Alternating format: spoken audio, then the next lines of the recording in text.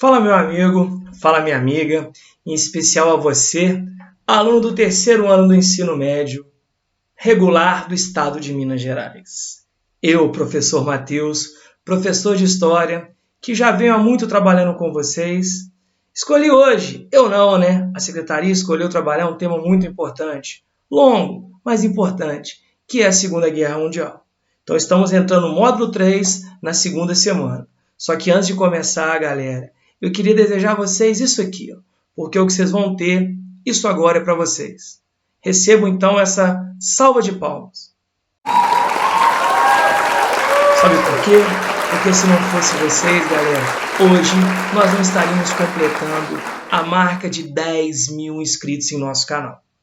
Se o canal está crescendo, se o canal está ficando grande, é porque vocês compraram junto com a gente o nosso projeto. Vocês acreditaram, deram votos de confiança. Então eu queria, antes de mais nada, desejar a vocês o meu muito obrigado. Porque sem vocês, nós não seríamos ninguém. E como eu falo nós, é porque eu faço parte de um projeto maior. Vocês todos já conhecem, quem está chegando hoje, faço parte de um projeto chamado Escola Online. O projeto Escola Online, onde eu e vários outros professores disponibilizamos para vocês, meu caro aluno, em várias mídias sociais, tanto em Twitter, Instagram, Facebook e até mesmo no YouTube, onde você está me assistindo, várias listas de exercícios, aulas, conteúdo do PET, para você ter acesso a uma informação de qualidade. Então, mais uma vez, desejo a vocês meu muito obrigado. E para a gente começar um tema muito pertinente, vamos começar a entender rodando aquela nossa vinhetinha clássica. Roda a vinheta!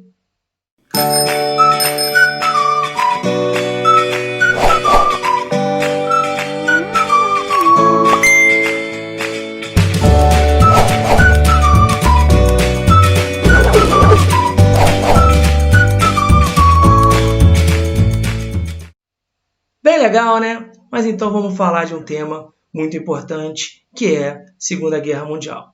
Vamos lá? Temos muita coisa para falar hoje, hein? Vamos tentar condicionar nosso tempo. Bom, atividades. O que está pedindo? O nazismo na Alemanha. Falamos dele semana passada e continuamos hoje. As raízes dos pressupostos nazistas encontram-se na conjuntura da Primeira Guerra Mundial. Falamos disso, Tratado de Versalhes e tal.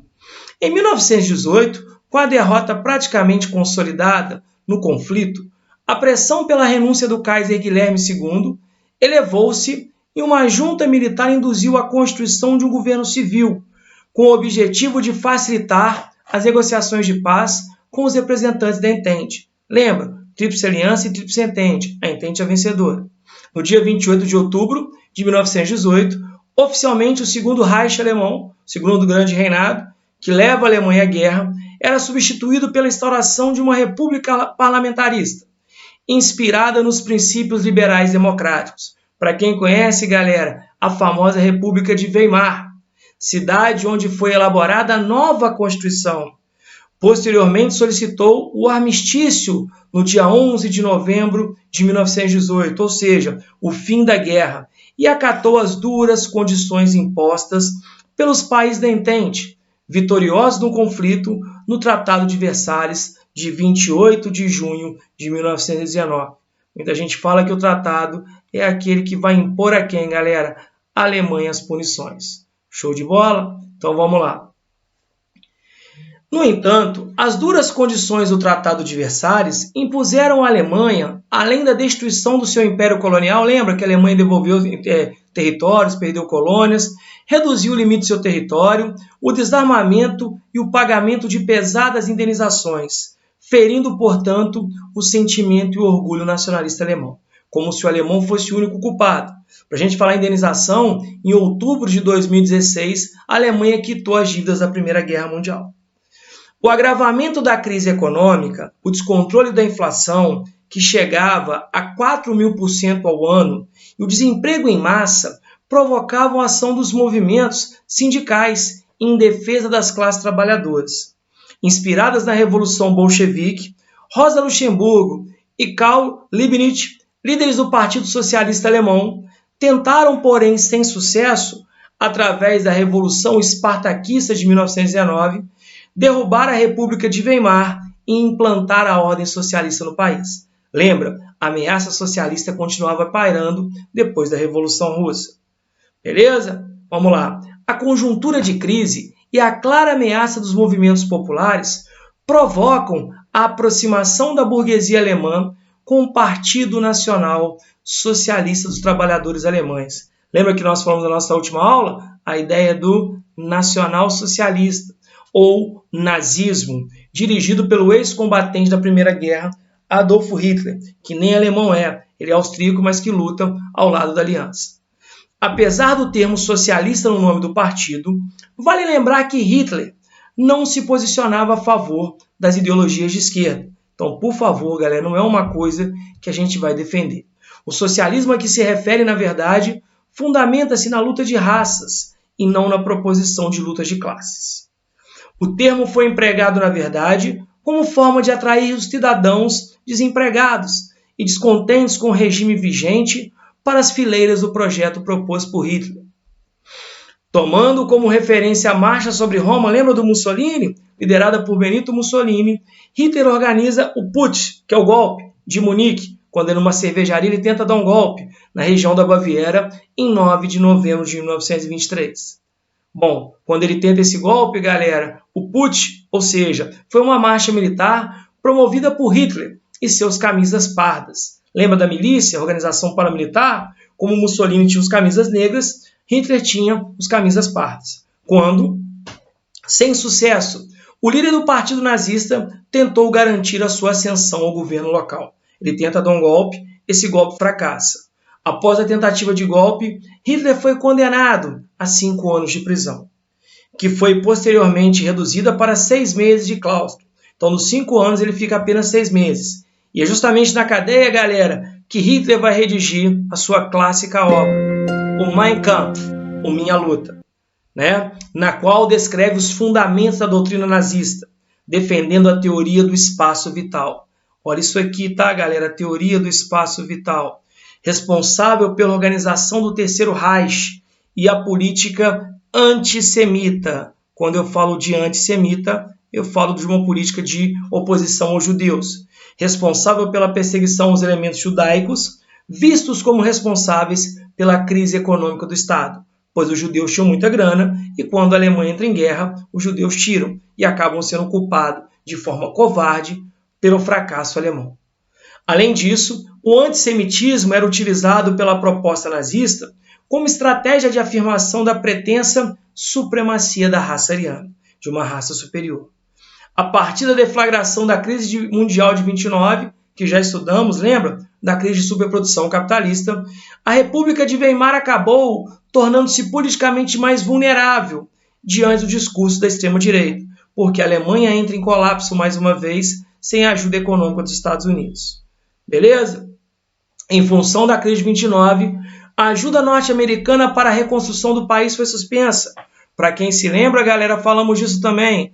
Havia um plano de ajuda chamado de Plano Dawes. E a balança comercial alemã prejudicada pelo colapso econômico no comércio internacional. Lembra, a Alemanha chegou a ter 44% de desempregados depois da crise de 29. Diante do aumento considerável do desemprego na Alemanha, cresce o número de eleitores que passam a votar no partido nazista como solução imediata para o país. Lembra o quanto a propaganda nazista era forte? Em março de 1932, nas eleições presidenciais, Hitler disputa com o Marechal Hindenburg, do Partido Social Democrata, sendo Hitler, porém, derrotado.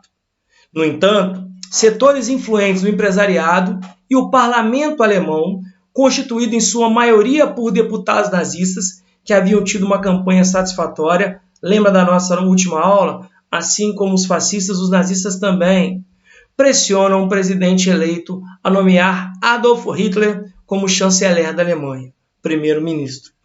Em 27 de fevereiro de 1933, aproveitando-se do incêndio do parlamento, do Reichstag, que eles chamam, atribuído supostamente aos militantes comunistas, Hitler desencadeou a ostensiva perseguição aos grupos de esquerda na Alemanha. Vejam, você tem como ideia perseguir a oposição.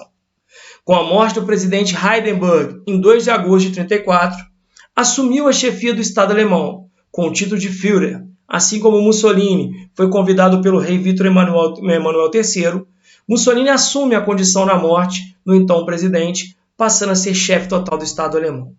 Ok? Implantando um rígido regime de exceção, em decorrência da morte de Hindenburg, Hitler começa a mostrar o que faz. Suprime as liberdades sindicais e o direito de greve dos trabalhadores. Estabeleceu a censura à imprensa, a perseguição aos elementos judaicos e a repressão aos inimigos do regime através das SS, o Esquadrão de Proteção, Seções de Segurança, e a Gestapo, que é a Polícia Secreta do Estado, além da HJ, ou Juventude Hitlerista, para quem já viu o Menino do Pijama Listrado, para quem já viu um filmezinho chamado Jojo Rabbit, você vê exatamente como que os jovens eram doutrinados. Desrespeitando o Tratado de Versalhes, Hitler convoca o recrutamento militar obrigatório, investindo na remilitarização, porque lembra, o tratado proibia a Alemanha de ter o quê? Forças armadas, e no desenvolvimento da indústria bélica, que também foi proibido pelo tratado, e o Hitler literalmente vai se lixar para isso, como forma de lançar as bases para a construção do Terceiro Reich. Então vamos lá, falamos sobre o Hitler, tem mais um texto que fala disso. Analise o texto a seguir e responda. A educação nazista. Nosso povo alemão, hoje esfacelado, jazendo, ou seja, morrendo, entregue sem defesa, aos pontapés do resto do mundo, tem precisamente necessidade da força que a confiança em si proporciona. Todo o sistema de educação e de cultura deve visar a dar às crianças de nosso povo a convicção de que são absolutamente superiores a outros povos. Então, a educação nazista, galera, como eu citei, quem já viu o Menino do Pijama Listrado, a transformação que a irmã do menino sofre com o professor nazista, as escolas tinham essa ideia, lembra da menina que roubava livros também? Então, a educação é de você, desde cedo, induzir, doutrinar as crianças a se considerarem melhores. O expansionismo. O direito ao solo e à terra pode tomar-se em dever quando um grande povo parece destinado à ruína por falta de extensão territorial. Olha aqui, a teoria do espaço vital. Se eu sou grande e não tenho terra, eu vou tomar a terra de quem tem, mas não dá o valor. A lei do mais forte. Especialmente quando não se trata de qualquer populaçãozinha negra, mas da Alemanha, mãe da vida, mãe de toda a civilização atual. Olha só, populaçãozinha negra, olha o desmerecimento. A Alemanha tem todas as oportunidades de arrebatar a Ucrânia à Rússia soviética, porque o comunismo, olha aqui uma das ameaças, é dirigido pelos judeus. Ora, a longo prazo, o judeu não saberia conservar o Estado potente. Ele não é um elemento organizado, não passa de um fermento em decomposição. O fim do domínio do judeu sobre a Rússia será também o fim da Rússia como Estado. Fomos eleitos pelo destino para assistir a uma catástrofe que constituirá a prova mais sólida da exatidão das teorias racistas no tocante às raças humanas. Ou seja, galera, quem poderia escrever um texto desse, desmerecendo judeus, desmerecendo negros? Adolfo Hitler, em sua clássica obra Mein Kampf. Durante muito tempo essa obra foi proibida e hoje você encontra ela em todas as livrarias, tá? É até bom para você ler e entender aquilo que não deve ser feito. Mas vamos lá, galera, segue a vida. Bom, então tá aqui. Qual o objetivo da educação proporcionada pelo regime nazista segundo Hitler? Galera, é muito claro. Gente, a educação nazista, como a gente viu aí dentro do projeto da escola, da juventude hitlerista, tinha como papel você doutrinar as crianças e jovens a se considerarem, galera, como superiores aos outros povos. Então você desde cedo vai moldando. O texto do Hitler é muito claro. Vejam, a educação nos moldes do regime nazista, defendida por Hitler, tinha como objetivo a doutrinação de crianças e jovens alemãs na ideia de que eram superiores a outros povos. Então, galera, você desde cedo educa o moleque a sentir superior e outra, você vai embutir na cabeça dele a ideia de que ele tem que se vingar daqueles que impuseram à Alemanha as penalidades, como é o caso do Tratado de Versalhes. Porque, como a gente viu, a Alemanha acaba sendo culpada. Nesse ponto eu concordo. Não que ela tenha sido culpada sozinha, que eu também acho muito covardia, mas também defender o que o Hitler faz, galera. Tanto é que, por exemplo, é inegável o que ele faz com a Alemanha, mas como ele faz é muito questionável. Beleza? Então vamos lá. De que maneira Hitler justificou o expansionismo territorial alemão? Viu que ele falou? De tomar o quê? A Ucrânia e tomar a Rússia, dos judeus que comandavam o socialismo. Falavam da ideia do quê? Daquela naçãozinha de negros. Então ele falava, gente, como a gente viu no outro texto, sobre a teoria do espaço vital. Que se você é grande e não tem terra e você precisa crescer, se está em você a necessidade que é de vital importância crescer e expandir, que o faça. Você passa por cima do mais fraco. Então vejam, o expansionismo alemão é justificado sobre a teoria do espaço vital, como a gente viu lá no nosso primeiro texto. Como Hitler mesmo cita que o direito ao solo e à terra pode tomar-se em dever quando um grande povo, como é o caso do alemão, parece destinado à ruína por falta de extensão territorial. Então, se eu tenho vontade de crescer e não tenho terra, eu vou tomar de quem tem. Então, galera, não é assim, mas isso é uma coisa que foi colocado na cabeça do povo alemão como um todo. Ou seja, que a expansão é necessária a povos fortes, como é o caso do alemão. Então você educa os jovens a passar adiante essa ideia de você tomar de quem tem e não dar o devido valor. Absurdo, mas muito funcional na época. Show de bola? Não podemos deixar de o expansionismo também como o quê? Sendo justificado como forma de conter o avanço comunista. Né? Então, por exemplo, eu não vou deixar a terra, como Hitler mesmo fala, na mão de judeus que conduzem o comunismo. Então, quer dizer, isso deu também à Alemanha coragem para tomar territórios na mão grande e que acabou por gerar a Segunda Guerra Mundial. Show de bola? Vamos ver. Letra C. Segundo o texto, quais eram os principais inimigos do regime nazista? Muito claro. Quais são os inimigos, galera? O inimigo é muito claro. O inimigo seria o quê? O judeu e principalmente o regime comunista. O texto ele coloca, apesar de você perseguir, como a gente falou, negro, deficiente físico, homossexual, mas a fala do texto é muito direta ao regime comunista que na cabeça do Hitler era conduzido por judeus. Ok? Então na obra de Hitler fica muito explícito, galera, que os principais inimigos do nazismo seriam o regime comunista e os judeus. E na concepção dele, repito, os judeus eram aqueles que tocavam o regime comunista. Tá dando para entender? Então vamos lá?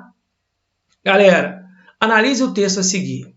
Para uma abordagem histórica do fenômeno nazista, faz-se primordial desvendá-lo não como uma obra de meia dúzia de endemoniados.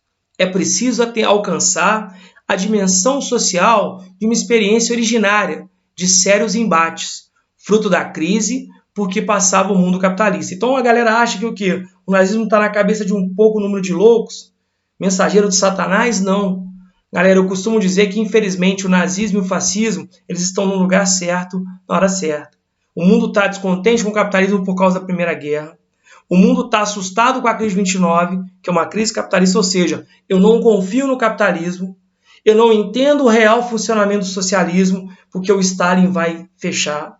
E aí, de repente, chega o Hitler, galera, chega o Mussolini, falando tudo aquilo que o povo adora escutar. Nessa mesma trilha, é preciso acompanhar a dimensão específica que o fenômeno alcança na Alemanha, onde a crise explode, crise 29, ativa e torna agudos problemas que já vinham de muito antes. Então você vai juntar aquele setor de mundo entre guerras, pós-Primeira Guerra, humilhação do Tratado de Versalhes, efeito da crise 29, e além disso, já é do povo alemão a tradição autoritária, quando a gente brinca que o alemão é muito bom, mas junta dois que é dominar o mundo, o nacionalismo exacerbado, que acabou sendo muito bem explorado pelo regime nazista, e o racismo, que era algo já defendido por alemães, porque muita gente acha que o racismo é invenção do Hitler, mas não. Ok? Então, galera, é o texto do Alcir Lenharo, Nazismo. Vamos ver o que está pedindo aqui. Explique de que maneira o autor explica o triunfo do regime nazista na Alemanha. Galera, ele fala o seguinte, que não é por uma meia dúzia, mas que, por exemplo, galera, você vai pegar um período onde o capitalismo está em crise, por causa da guerra da crise 29, e além do que, galera, das bases que já existem, o nacionalismo, o autoritarismo e o racismo. Muito claro. Então, olha lá, o autor cita os elementos do efeito pós-Primeira Guerra Mundial, que realmente dá à Alemanha uma humilhação, além dos impactos da crise que passava o mundo capitalista. Que crise é essa? Crise 29.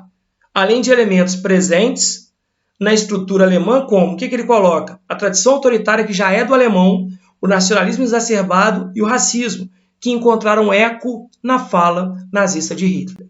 Show de bola? Então vejam, galera, eles infelizmente estão no lugar certo, na hora certa. E reza a lenda que uma mentira bem contada 1000 vezes transforma-se em uma verdade. Aí está ela. Show de bola? Então vamos lá.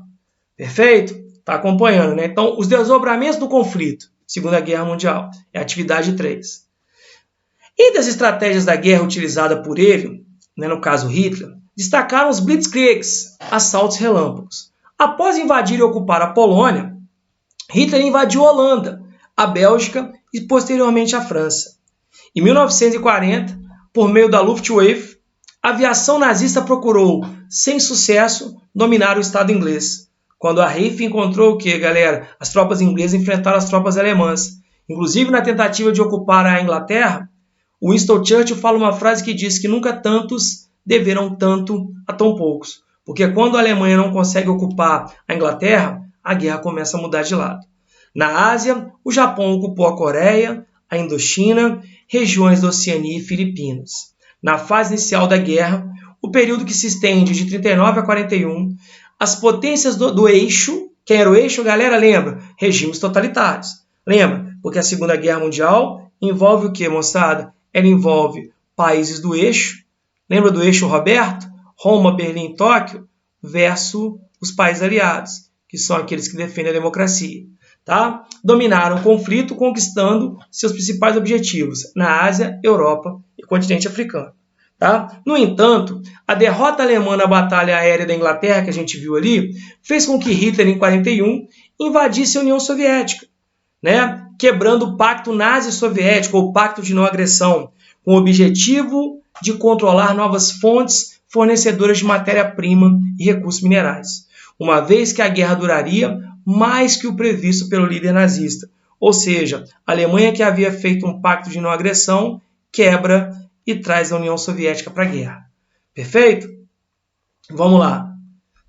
O Japão, nesse mesmo ano, a 7 de dezembro de 1941, atacou a principal base norte-americana no Pacífico, Pearl Harbor, provocando a entrada imediata dos Estados Unidos ao lado das potências aliadas, que lutavam contra o eixo nazi-fascista.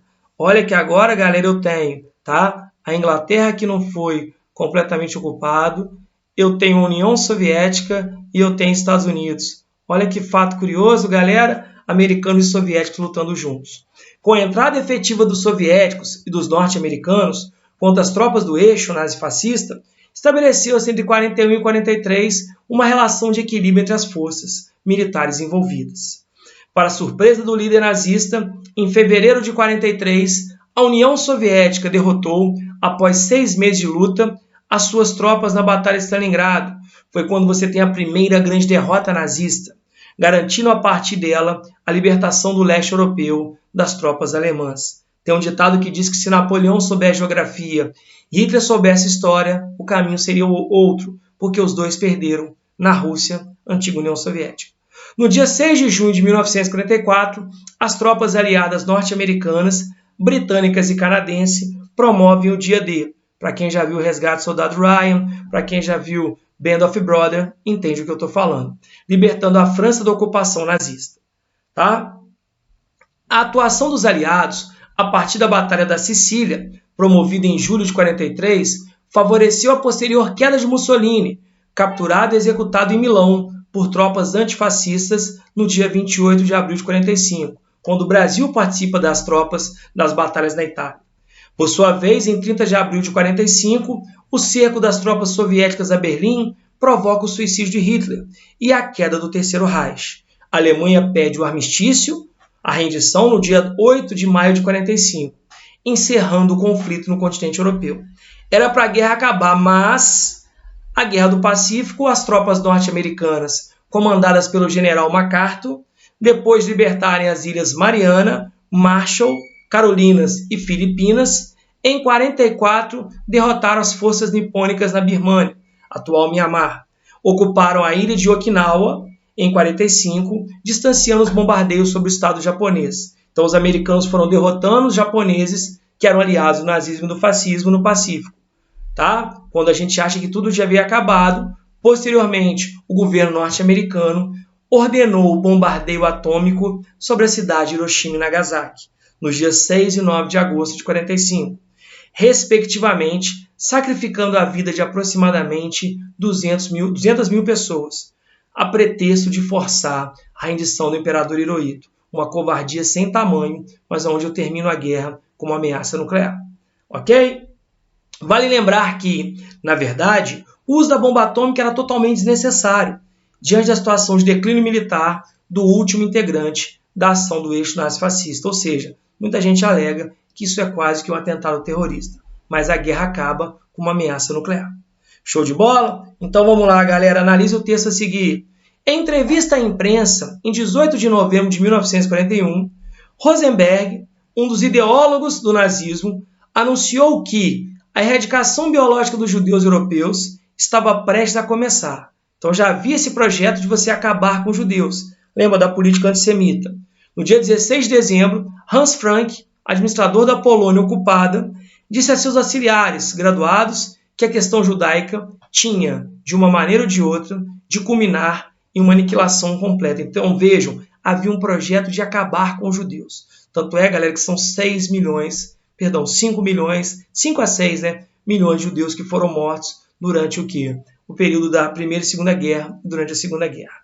O governo de uma grande nação, cujas realizações culturais nada ficavam a dever a nenhuma outra, ordenou um massacre em escala gigantesca e de conformidade com critérios inteiramente irracionais. Galera, é absurda a justificativa de acabar com os judeus. Os judeus são uma comunidade religiosa que segue o judaísmo. Você pode ter brasileiro judeu, argentino judeu, alemão judeu, como você tem brasileiro católico, argentino católico, tá? Então os judeus são uma comunidade religiosa. Não há essa tal de raça judaica. Os nazistas ordenaram a eliminação de uma raça inteira, que existia apenas em sua imaginação depravada, sem levar em conta quaisquer critérios objetivos, como idade, convicções políticas, status social, sexo ou atitudes pessoais. Ou seja, eu vou acima do bem e do mal, acima de valores morais. Perfeito? Esses assassinos, portanto, eram motivados não por considerações políticas e econômicas, nem como resposta a um perigo real. Não havia essa ameaça judaica, mas exclusivamente inspirados por uma ideologia patológica. Galera, quase que uma doença, uma patologia, que desafia a compreensão, é irracional. A visão fanática foi transformada em realidade por uma burocracia implacavelmente eficiente, ou seja, um Estado, por uma moderna sociedade industrial e por homens que, de muitas maneiras, eram perturbadoramente normais e comuns. O resultado dele foi um desmoronamento catastrófico de valores morais, não só na Alemanha, mas entre todos aqueles que entraram em contato, por mais remoto fosse, com esses fatos terríveis. Então, galera, esse texto do Martin Kitchen, de forma alguma justifica o que fizeram com os judeus. Era uma coisa doentia.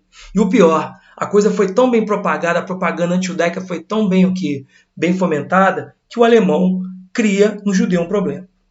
Tá? Então vamos lá? Galera, de que maneira Martin Kitchen, o autor, condena o holocausto judaico? O que é o holocausto, galera? O holocausto foi uma terminologia que acaba sendo usada a partir de 1981, que representa o que, galera? Perseguição e morte aos judeus, que é uma coisa que fica marcado negativamente na história. Então, por que ele condena? Porque ele fala o seguinte, galera, que é uma coisa irracional, que é uma coisa patológica, porque ele mesmo coloca, não tem uma justificativa econômica, política e social. Como ele mesmo diz, os judeus não eram nenhuma raça, eram, na verdade, seguidores de uma doutrina religiosa e que pagam um preço muito alto. Então, olha só, galera, Martin Kitchen condena o massacre aos judeus por ser algo irracional, sem justificativa econômica ou política, nem sequer racial, pois o próprio autor cita que não é essa tal de raça judaica, mas como algo doentio, como ele mesmo fala, patológico. Então não é uma explicação sã, é algo que beira a indecência, que rompe com valores morais. Show? Então vamos lá, letra B. Segundo o autor, o que colaborou para o fanatismo anti-judaico, ou seja, essa política antissemita, anti-judaica, se transformar em realidade? Galera, o que foi determinante? Gente, o que ele fala? Ele fala de um Estado, entre aspas, muito bem articulado, que usa a propaganda maciça para botar sobre uma população facilmente doutrinada, como a gente viu na nossa última aula sobre educação, que era colocada, as classes burguesas são facilmente doutrinadas. Então vejam, esse fanatismo anti-judaico, como a gente mesmo falou, né? Essa política antissemita foi diretamente responsável pelo Holocausto, como vimos na questão anterior. E ela foi motivada por uma propaganda maciça do Estado, que, como Martin Keating coloca, como burocracia implacavelmente eficiente, que induziu o povo alemão a aderir ao mito do judeu problema, destruindo por completo valores morais dos alemães e de quem mais aderisse a esse mito. Então, se tiver oportunidade, assistam filmes como eu falei, O Pianista, A Lista de Schindler, O Menino que Roubava Livros, O Menino do Pijama Listrado, tá? O Zoológico de Varsóvia, para você entender o quão cruel é essa política antissemita, ok? Então, galera, tá? Desculpa ter me estendido, o pet foi um pouco maior, mas mais uma vez agradeço a participação e muito obrigado, porque hoje eu tenho 10 mil motivos para comemorar com vocês aonde chegamos. Beijo no coração de cada um, fiquem com Deus.